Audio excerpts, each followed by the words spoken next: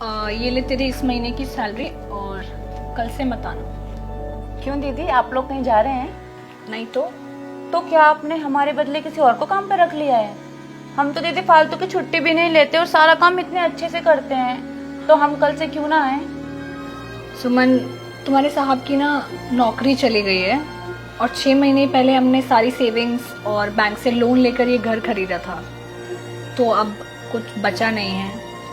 बाकी के खर्चे जूके तू हैं, इलेक्ट्रिसिटी बिल, राशन, बच्चों की स्कूल फीस और फिर होम लोन, उनमें तो कटौती नहीं कर सकती, तो इन सब में मैं तेरी सैलरी नहीं दे पाऊंगी। हाँ, तेरे बिना काम करने में थोड़ी सी दिक्कत होगी, पर अभी के लिए मेरी मजबूरी समझ। जैसे ही तेरे साहब की दोबारा नौकरी लगेगी मैं तुझे वापस बुला लूंगी, तब तक के लिए मुझे माफ कर देना। बस दीदी, इतनी सी बात के लिए आप हमसे 5 साल का रिश्ता तोड़ रही हो। और दीदी, जब आपके अच्छे दिन थे तब आपने हमारी बढ़ चढ़ के मदद की थी, और जब हमारी सासू माँ का देहांत हो गया था तो मेरे पास उनके क्रियाक्रम के पैसे भी नहीं थे, आपने हमें तब मदद की। और जब मेरा बेटा, उसका बुखार उतर ही नहीं रहा था, तो आपने हमें पैसे दिए बड़े डॉक्टर को दिखाने के लिए, और हमने 7 दिन की छुट्टी भी ली थी, और आपने दीदी वो पैसे भी नहीं काटे। नहीं दीदी, हम ये सब नहीं भूल सकते, हम इतने बेगैरत भी नहीं है। हम रोज आएंगे इसी टाइम, चाहे आप हमें सैलरी दो या मत दो।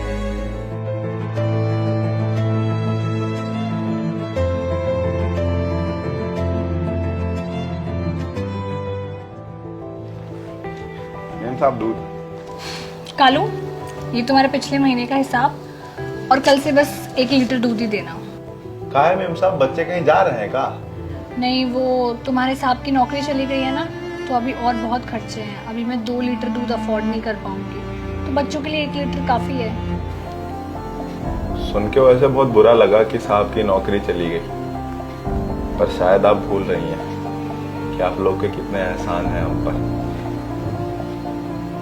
हमारी बहन की शादी में 11,000 रुपए का शगुन डाले थे आप लोग। ऐसा कौन करता है किसके लिए?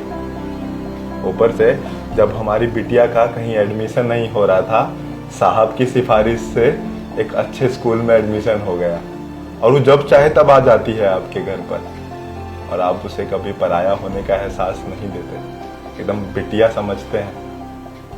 शायद आप वो रात भूल गई हैं जब हमारी मेहरारू दर्द में थी, हमारा लल्ला होने वाला था, तो आप और साहब ही उसको बड़े हॉस्पिटल में ले गए थे और सारा खर्चा उठाए।